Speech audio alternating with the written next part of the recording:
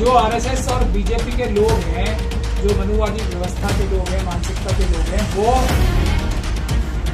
निशाना ताक के देश की जो कॉन्स्टिट्यूशनल माइनॉरिटीज हैं, जिन्हें संविधान बनने से पहले जो कॉन्स्टिट्यूशनल डिबेट्स हो रही थी उसमें माइनॉरिटीज माना है, यानी कि अक़लियत माना है, अल्पसंख्यक माना है। ट्राइबल्स के लिए पेसा एक्ट आया, इसलिए आया कि ट्राइबल्स को उनकी जमीन, जल जंगल, जमीन बचाने के लिए, लेकिन उसका अंजाम क्या हुआ? उनकी सारी जमीनें छीन ली जा रही हैं पेसा एक्ट की बुनियाद पर। और सरकार ने सुप्रीम कोर्ट में बार बार पिटीशन लगवा के SC/ST एक्ट को कंट्रोल कर। भारत देश के निर्माण में किसी न किसी से कोई वादा नहीं किया, पूरे देश की जनता ने मिलकर, भारत देश की सारी जनता ने मिलकर एक दूसरे से वादा किया और उसकी बुनियाद पर यह संविधान बना।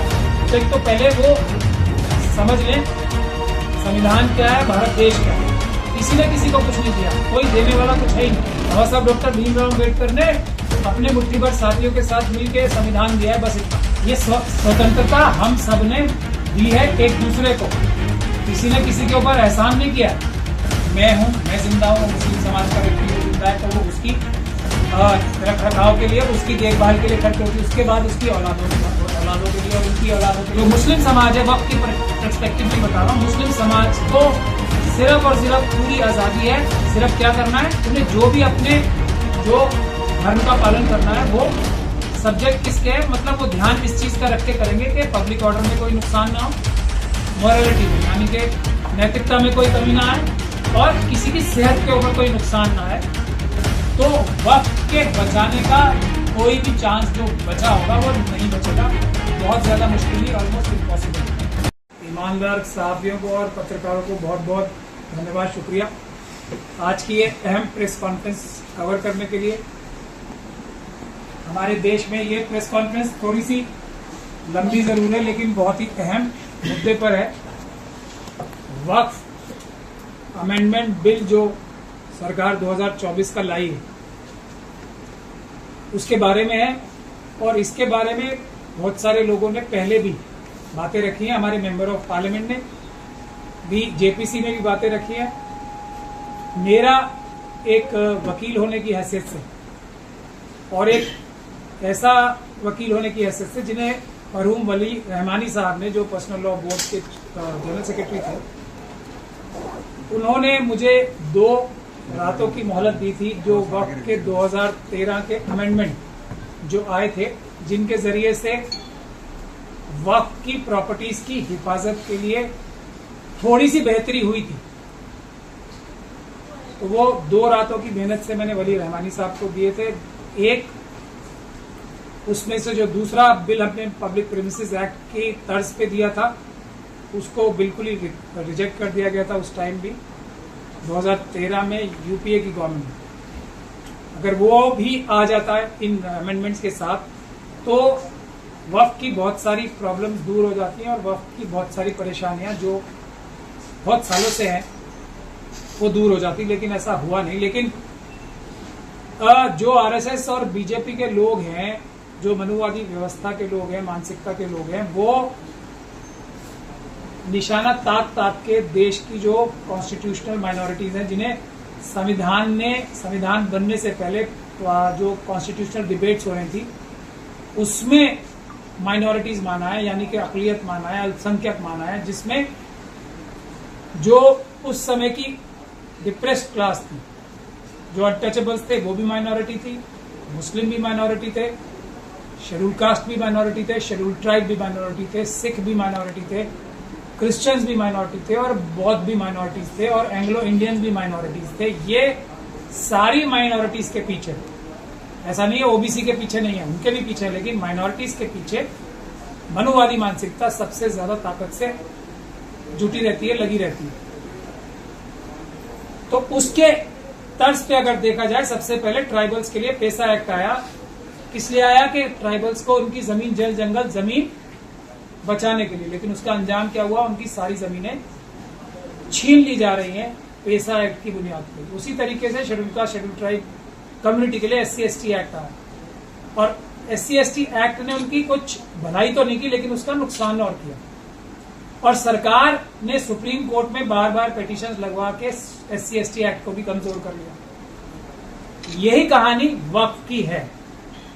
वक्फ सबसे पहले तो ये समझने की बात है, और उस हर चीज के बारे में भ्रांतियां फैलाते हैं, जैसे कि ट्राइबल्स इस देश की जमीन खा गए, शेड्यूल कास्ट, शेड्यूल ट्राइब और OBC जो है इस देश की सारी नौकरियां खा गए। ये झूठी कहानियां फैलाते हैं। इसी तरीके से वक्फ के बारे में भी एक लंबे समय से झूठी कहानियां फैलाई जा रही हैं कि वक्फ जो है जमीनों पे एनक्रोचमेंट कर रहा है। तो एक एक पॉइंट लेके मैं आज इस प्रेस कॉन्फ्रेंस के माध्यम से उन लोगों को भी बताना चाहता हूं जो इसकी आवाज, जो हमारे मुस्लिम समाज के और दूसरे समाजों के लीडर हैं, ताकि जनता को बता सके, क्योंकि अभी मुझे किसी का भी एकदम क्लैरिटी से वर्जन आया नहीं है इसमें, ना कानूनी पोजीशन से ना हिस्ट्री के बारे में। तो इसीलिए मैंने ये प्रेस कॉन्फ्रेंस रखी है आज। और इसमें सबसे पहले मैं आपको ये बताना चाहता हूं कि वक्फ क्या होता है। वक्फ होता है, या चलिए उससे भी पहले ये बताएं कि वक्फ का प्रावधान सभी माइनॉरिटीज के लिए अलग अलग प्रोटेक्टिव सब प्रावधान संविधान में क्यों रखे गए। क्योंकि संविधान, एक तो हमारे लोगों को, खासतौर पे मुस्लिम नेताओं को ये नहीं पता, वो बार बार इस बात को कहते हैं कि हमें ये गारंटी दी गई थी, हमें ये वादा किया गया था। ये बिल्कुल बकवास है। भारत देश के निर्माण में किसी ने किसी से कोई वादा नहीं किया। पूरे देश की जनता ने मिलकर, भारत देश की सारी जनता ने मिलकर एक दूसरे से वादा किया और उसकी बुनियाद पर यह संविधान बना। तो एक तो पहले वो समझ लें संविधान क्या है, भारत देश क्या है। किसी ने किसी को कुछ नहीं दिया, कोई देने वाला कुछ है ही नहीं। बाबा साहब डॉक्टर भीमराव अम्बेडकर ने अपने मुट्ठी भर साथियों के साथ मिलकर संविधान दिया है, बस इतना। इसमें सबको बराबर हक दिए हैं। और हमने जो मिशन सेव कॉन्स्टिट्यूशन की जो ये एक किताब निकाली है या एक डायरी निकाली है, उसके पीछे हमने इसीलिए उर्दू में ये लिख के बताया, और मैं आपको उसका हिंदी में भी अनुवाद बताता हूं और उर्दू में भी बताता हूं कि ये प्रियम्बल में क्या लिखा हुआ है। सबसे पहली महत्वपूर्ण बात यह है कि है क्या भारत का संविधान और भारत देश है क्या, वही नहीं समझ में आता लोगों की, तो आगे क्या चलेंगे। तो संविधान ये कहता है कि सबको स्वतंत्रता है। ये स्वतंत्रता हम सब ने दी है एक दूसरे को, किसी ने किसी के ऊपर एहसान नहीं किया है। तो व्यक्तिगत जो आजादी है ना, रिलीजियस रीजन की, वो किसी ने किसी के ऊपर एहसान नहीं किया है। क्या है? सामाजिक, आर्थिक, राजनीतिक न्याय किसने दिया है? हम भारत के लोगों ने। विचार, अभिव्यक्ति, विकास, धर्म और उपासना की स्वतंत्रता प्राप्त करने के लिए संविधान है। किसी ने किसी को कुछ दिया नहीं है, ये हासिल करने के लिए सब प्रावधान है। एक तो ये गलतफहमी अपनी हमारे नेता दूर करें अच्छे से, सब बराबर है और इसलिए सबका एक वोट है। तो आर्टिकल 26 क्या कहता है उसके बाद वो जरूरी है समझना। आर्टिकल 26 और 29। आर्टिकल 26 जो है वो क्या कहता है? वो ये कहता है कि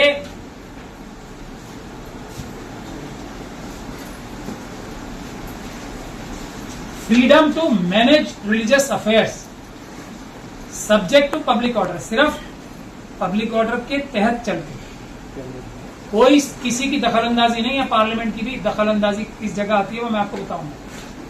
जो मुस्लिम समाज है, वक्त की पर्सपेक्टिव में ही बता रहा हूं, मुस्लिम समाज को सिर्फ और सिर्फ पूरी आजादी है। सिर्फ क्या करना है उन्हें, जो भी अपने जो धर्म का पालन करना है वो सब्जेक्ट किसके है, मतलब वो ध्यान इस चीज का रख के करेंगे कि पब्लिक ऑर्डर में कोई नुकसान ना हो, मॉरलिटी में यानी कि नैतिकता में कोई कमी ना आए और किसी की सेहत के ऊपर कोई नुकसान ना आए।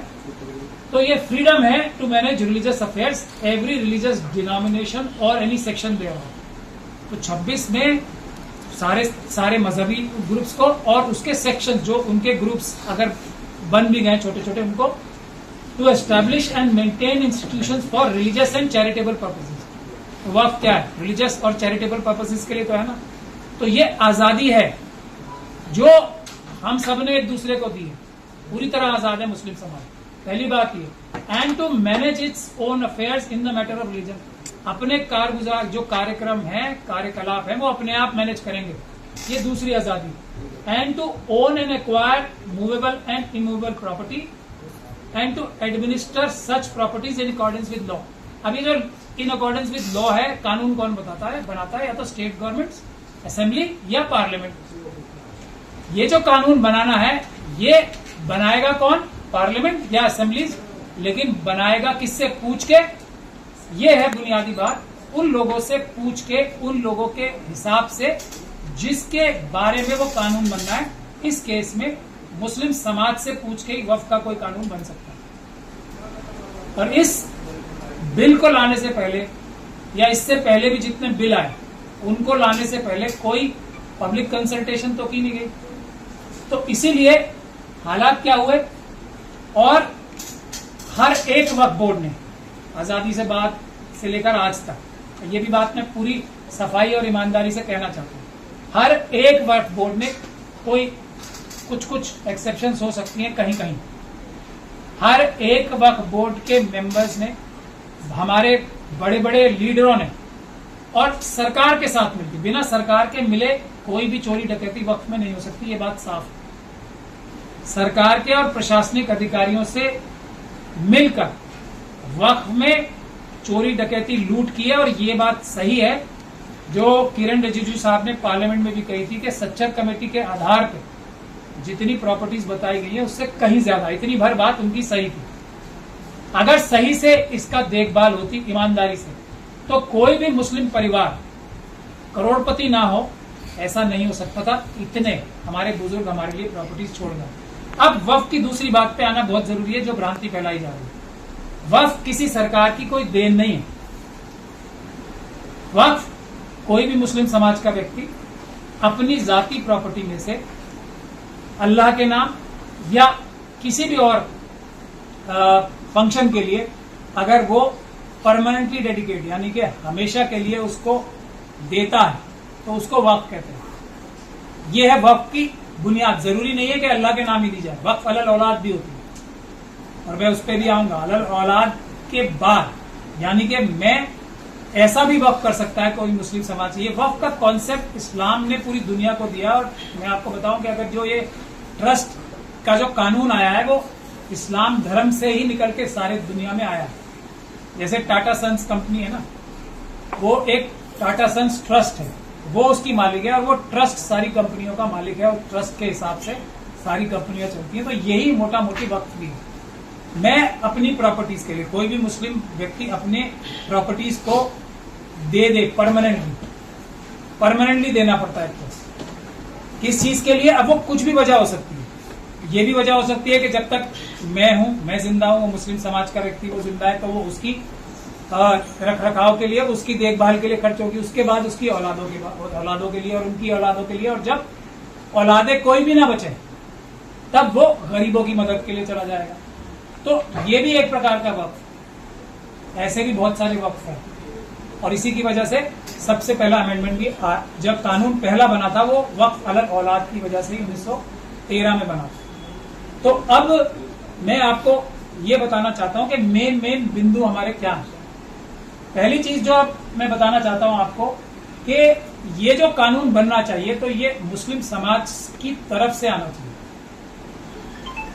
आज तक ऐसा हुआ नहीं है, इसीलिए ये कोई अच्छा कानून नहीं है। दूसरी अहम बात इसमें ये है, जैसे ये कानून लाया गया तो इसका नाम क्या रखा गया?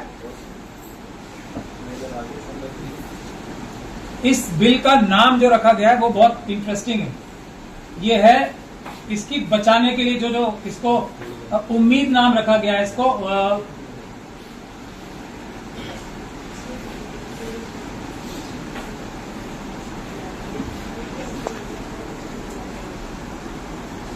मैं भी आपको बताता हूं इसका टाइटल जो रखा गया है। तो ये वक्फ को बचाने के लिए टाइटल रखा गया है इसका, और बचाने की जगह जो काम किया जा रहा है उसको लूटने का किया जा रहा है। अगर इसमें बचाने की एक भी बात होती तो मैं भी इसका समर्थन करता हूं। इसमें हर उस चीज को बर्बाद करने की कोशिश की गई है जो 2013 के एक्ट में हमने कुछ थोड़ी बहुत प्रोटेक्शन रखी थी कि कुछ वक्फ प्रॉपर्टीज बच सके। अगर आज आप सारे वक्फ के जो वेबसाइट्स ही बने हुए हैं किसी भी वक्फ बोर्ड का देखें तो आपको ये नजर आएगा कि उसमें से 75 से ज्यादा % वक्फ की जो प्रॉपर्टीज जो गजट नोटिफाइड है वो वक्फ प्रॉपर्टीज जो है वो एनक्रोच्ड है, उनकी एनक्रोचमेंट में खुद दिल्ली जो वक्फ बोर्ड है उसके चेयरमैन के खिलाफ हम लोगों ने भी मिलकर कानूनी कार्रवाई की और उसके नतीजे में वो भी जेल गए। और यहाँ दिल्ली में भी सैकड़ों नहीं हजारों करोड़ की वक्फ का घोटाला हुआ, उसके बावजूद भी आज तक भी उसके खिलाफ पूरी और मजबूत कानूनी कार्रवाई नहीं हुई, क्योंकि सरकारी अधिकारी और पुलिस के अधिकारी भी इसमें हर जगह शामिल होते हैं। ऐसा कोई वक्फ बोर्ड आज की तारीख में मेरे सामने नहीं है जिसमें रोज के रोज कुछ ना कुछ प्रॉपर्टियों का घोटाला नहीं हुआ। तो इसमें अब जरूरत किस बात की थी? इससे पहले कि मैं अपने सजेशन दूं, मैं इसकी वक्फ की हिस्ट्री भी बताना चाहता हूं, और ये उन समाज के लोगों के लिए है जो वक्फ बोर्ड के बारे में चिंतित हैं और वो जो ये जानना चाहते हैं कि वक्फ के लिए क्या करना चाहिए, क्या वक्फ के लिए होना चाहिए। तो जब तक अंग्रेज इस देश में ताकतवर नहीं हुए, 1810 में पहला एक एक्ट आया था जो सभी धर्मों के लिए बराबर आया। उससे पहले जो उस वक्त के कानून के हिसाब से जो कोर्ट्स होती थी, काजीज थी, उसमें एक आम मुकदमे की तरह भी अगर कोई वक्फ के बारे में डिस्प्यूट होता था तो वो चलता था। लेकिन 1810 में board of revenue and board of commissioner अंग्रेजों ने पहली बार लाया, जिसमें सभी धर्मों के मजहबी और चैरिटेबल जो फंक्शंस थे उसके लिए ये बोर्ड बना 1810 में। 1863 में रिलीजियस एंडाउमेंट एक्ट बना, जो जिसमें सारी प्रॉपर्टीज ट्रस्टी मैनेजर्स के पास सिंपली ट्रांसफर हो। उसके बाद 1890 में सेंट्रल ट्रेजरर बनाया गया इस कानून के तहत, द चैरिटेबल प्रॉपर्टीज एक्ट, और उसमें सीपीसी जो है ना, सिविल प्रोसीजर कोड, उसमें भी सेक्शन 92 और 93 इंट्रोड्यूस किया गया ये ट्रस्ट के कानूनों को स्ट्रीमलाइन करने। 1895 में प्रिवी काउंसिल की एक जजमेंट आई जो वक्फ अलल औलाद के बारे में थी, जो मैंने एग्जांपल अभी आपको दिया था। उसमें यह कह के कि इसमें परपेचुटी यानी कि कंटिन्यूटी नहीं है, पहले अपने आप के लिए, फिर अपने औलादों के लिए, और उसके बाद गरीबों के लिए जो कहा गया वो उसमें अनसर्टिनिटी है, इसलिए वक्फ अलल औलाद जो है वो वक्फ नहीं माना जाएगा। और उसके बाद बहुत बड़े लेवल पे प्रोटेस्ट हुए देश में 1895 से और अगले 10 साल तक। उसके बाद अंग्रेजों ने 1913 में पहला जो वक्फ का कानून स्पेशली आया वो आया वक्फ मुसलमान वक्फ वैलिडेटिंग एक्ट ऑफ 1913। इसमें सिर्फ जो कमी वक्फ के कानून में आई थी 1895 की प्रिवी काउंसिल की जजमेंट से, जो केस का नाम था अब्दुल फतेह मोहम्मद इशाक वर्सेस रसमाया धुर चौधरी। इस केस के बाद 1913 का एक्ट लाया गया था ताकि अलल औलाद वाला जो एक डाइल्यूशन हुआ था उसको खत्म किया जा सके। और ये सरकार ने भी उस 1913 के एक्ट को खत्म करने के लिए एक और बिल लाया है इसी वक्त 2024 में। उसके बारे में ज्यादा लोगों को नहीं पता, मैं उसको सीक्वेंस से बता रहा हूं। 1913 के बाद 1930 में अमेंडमेंट हुई इसी मुसलमान वक्फ वैलिडेटिंग एक्ट की, जो वक्फ अलल औलाद के लिए। 1920 में एक और एक्ट आया, the charitable and religious trust act, जो सभी धर्मों के लिए था। उसमें सभी धर्मों के लिए ट्रस्ट बनाने की प्रावधान दिए गए। उसके बाद प्रॉपर एक एक्ट आया, द मुसलमान वक्फ एक्ट ऑफ 1923। इस एक्ट के तहत ये सिस्टम बनाया गया कि जो डिस्ट्रिक्ट जजेस होंगे उनके पास 6 महीने के अंदर अंदर सारे मुतवल्ली सारी वक्फ की प्रॉपर्टीज को रजिस्टर कराएंगे। 1923 में ये कानून पहली बार आया रजिस्ट्रेशन का और उसको स्ट्रीमलाइन करने का, क्योंकि उस वक्त भी वक्फ के प्रॉपर्टीज के बारे में काफी गड़बड़ हो रही थी। इनके बाद और भी बहुत सारे कानून आए। 1926 में बिहार उड़ीसा के लिए आया, 1934 में बंगाल के लिए आया, 1935 में बॉम्बे के लिए आया, 1943 में दिल्ली के लिए, 43 में दिल्ली के लिए, 1936 में यूपी के लिए, तब यूनाइटेड प्रोविंसेस बोला जाता था उसे, 1947 में बिहार के लिए, और 1954 में फाइनली आजादी के बाद द वक्फ एक्ट ऑफ 1954 आया। उसके बाद इसके बाद 1995 का वक्फ एक्ट जो बहुत एक तरीके से पूरी तरीके से नया बना और बड़ा बना 1995 में। 2013 में उसमें जो मैंने अभी आपको शुरू में ही बताया, मौलाना वली रहमानी साहब ने मुझसे कहा और मैंने इसमें बहुत सारे सजेशंस दिए। वो 2013 में उन सारे सजेशंस को खत्म करने के लिए ये नया आया है कि बिल्कुल भी ऐसा कर दिया जाए वक्फ प्रॉपर्टीज को कि कोई भी आए और कोई भी लूट ले, और सरकारें चाहे स्टेट गवर्नमेंट है और सेंट्रल गवर्नमेंट है वो वक्फ के सबसे बड़े एनक्रोचर्स हैं देश में। तो इसीलिए इस कानून को वीक किया जा रहा है। लेकिन क्या ये पहली कोशिश है आरएसएस और बीजेपी वक्फ के कानून में बदलाव करने की? नहीं। 2021 को वक्फ अमेंडमेंट बिल एक लाया गया था लोकसभा में, जो संजय भाटिया नाम के एक एमपी साहब लाए थे 2021 में। ये तब हमारी लीडरशिप सोई रही या जागी रही, मुझे पता नहीं। 2022 को वक्फ रिपील बिल आया 2022 को, कि इसको पूरे के पूरे जो 2021 का था वो तो ये था कि जो प्रॉपर्टीज रेंट पे हैं तो उनका रेंट जो है, जो 2% हमने प्रपोजल दिया था 2013 में कि मार्केट वैल्यू का 2% तो मिनिमम रेंट होगा पर मंथ का, उसको खत्म करने के लिए 2021 का इंट्रोड्यूस किया गया था, वो नहीं कामयाब हुआ। उसके बाद एक और बीजेपी के मेंबर थे हरनाथ सिंह यादव, उन्होंने वक्फ रिपील बिल लाया 2022 में। उसके बाद ये 2024 का जो बिल आया है उसका नाम ही बहुत इंटरेस्टिंग है। अगर इसमें से एक भी बात पूरा करने के लिए एक भी प्रावधान इस बिल में होता 2024 के जो किरण रिजिजू साहब ने पेश किया, तो मैं इसकी मुखालफत नहीं करता। जो लफ्ज इस बिल का टाइटल में है उसको खत्म करने के लिए ही ये बिल बना, इसलिए हम इसकी मुखालफत कर रहे हैं। तो ये है United Waqf management empowerment, efficiency and development.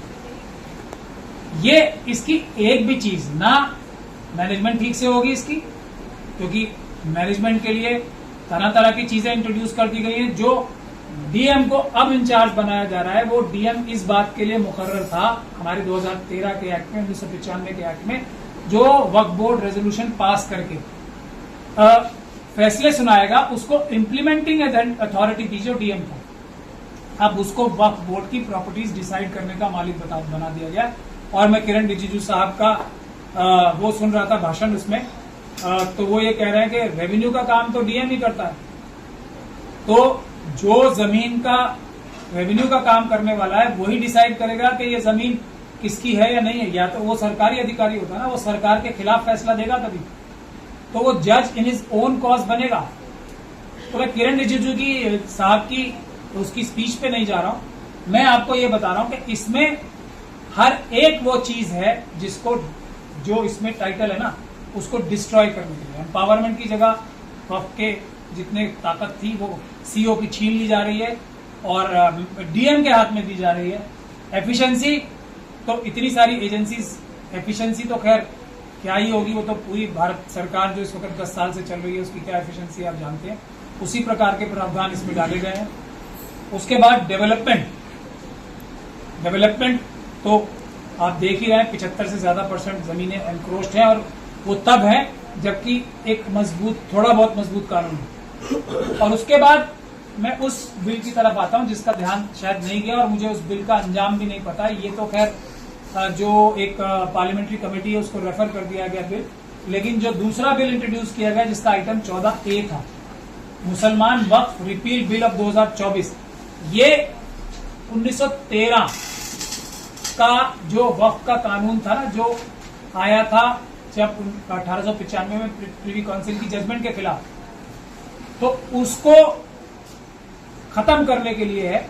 और इससे भी बहुत बड़ा नुकसान होने जा रहा है। वक्फ अलल औलाद भी वक्फ होती है, ये 1913 और 1930 के वक्फ, जो मुसलमान वक्फ वैलिडेटिंग एक्ट था उसके तहत, और 2013 और 1995 के वक्फ एक्ट के मिले जुले जो इफेक्ट होता था, उससे दोनों वक्फ अलल औलाद और वक्फ अल्लाह दोनों प्रोटेक्ट होते थे। तो ये एक बहुत बड़ा हमला हुआ है जिसको शायद मेरे ख्याल से, मुझे उसका अंजाम नहीं पता, लोकसभा ने शायद उसको पास किया है नहीं किया है, क्या वो ज्वाइंट पार्लियामेंट्री कमेटी को रेफर हुआ है नहीं हुआ है, ये बात आपको हमारे मेंबर ऑफ पार्लियामेंट से पूछनी चाहिए। मैं भी इस पर रिसर्च करूंगा। अब जो हमारे प्रपोजल्स हैं इसमें साफ साफ, एक तो पहले सरकार से बात करना, ये ज्वाइंट पार्लियामेंट्री कमेटी से बात करना बिना तैयारी के, मेरे ख्याल से समझदारी का काम है। इसके बारे में तैयारी किसी ने की नहीं है, पूरी मैं जिम्मेदारी के साथ ये बात कह रहा हूं। और ये इतनी सोच समझ के अमेंडमेंट लाई गई है कि ये बहुत ही, इसको कहते हैं ना, ये सांप सीढ़ी और भूल भुलैया की तरह ये अमेंडमेंट 44 लाई गई। मुझे थोड़ी बहुत जानकारी है वक्त के लॉज की, मुझे भी बहुत ज्यादा मेहनत लग रही है इसके कंबाइंड इफेक्ट समझने के लिए।